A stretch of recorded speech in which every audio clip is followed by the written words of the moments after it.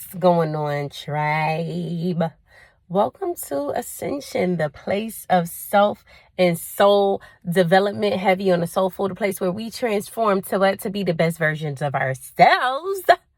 To be the best versions of ourselves. We in a season of preparation. Preparation for what? Preparation for what?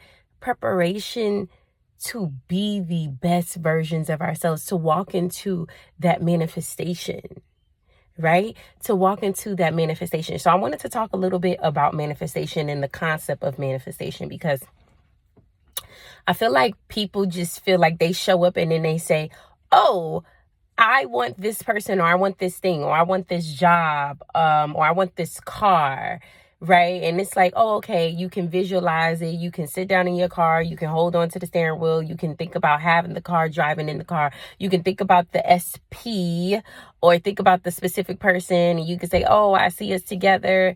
But here's the kicker, and here's the key.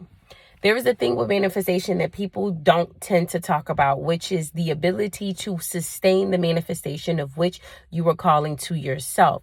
Or, it's twofold, the ability to call things into yourself in a true aligned way.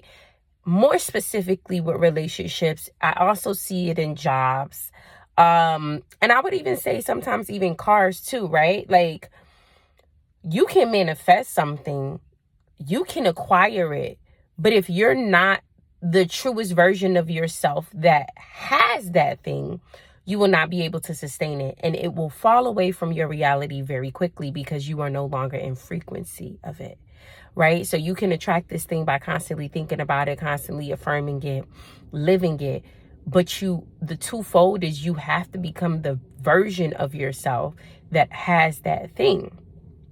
So one of the things that I learned for myself was, like, when I was working and I was seeking to jump into six figures at a job, at one point I wasn't making six figures, but there was also that version of me that was in frequency of not making the six figures, right? Like, when I was the person who wasn't making the six figures, I wasn't paying attention to my work. I was very distracted. I would talk on the phone while I was working. We all have been places. Don't judge me.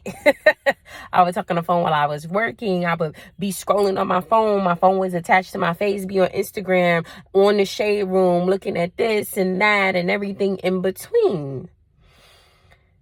And when I decided that I was going for a six-figure role because I felt that I was more than deserving of that, and I had just had another child. I was on baby number 3, and I just wanted something different. I didn't want to go into office. I wanted to be remote, and I just wanted a different experience. I wanted to be valued. I didn't want to be a pusher of paperwork and just a normal worker bee, what so have you. I had to say to myself, like, okay, how do I step into this?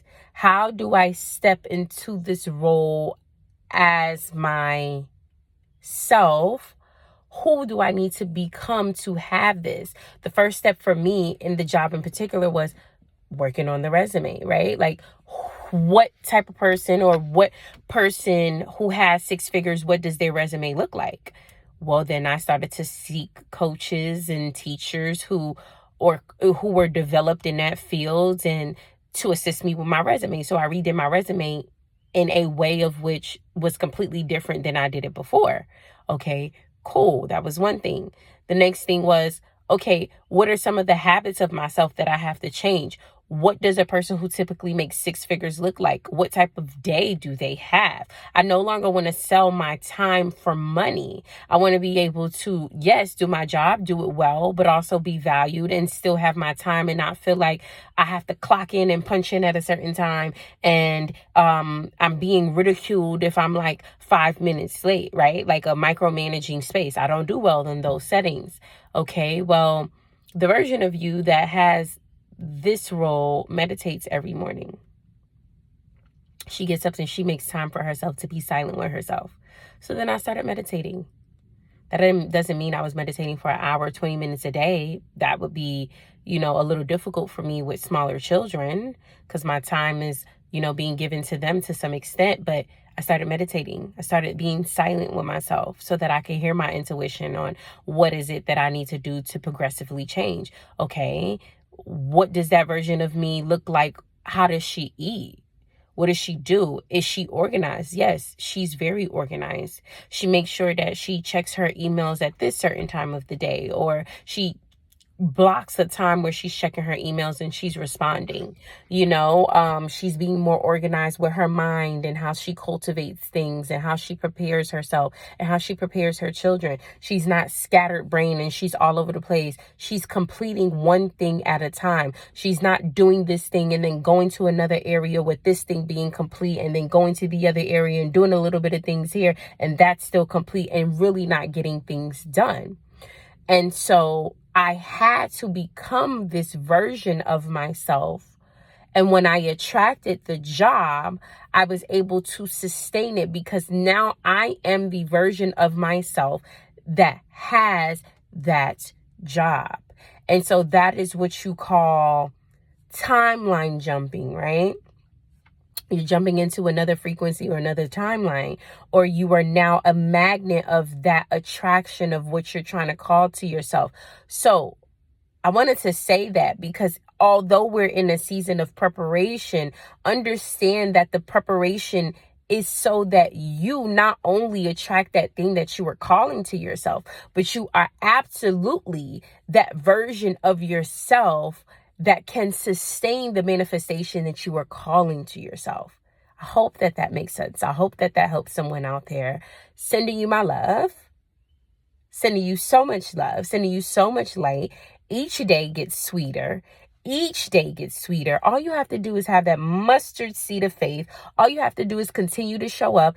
Don't be too hard on yourself. Don't feel like you have to do 1,000 things at one time to be a better version. Start small. Each step, all you have to do is ask. Ask God, ask the universe, ask spirit.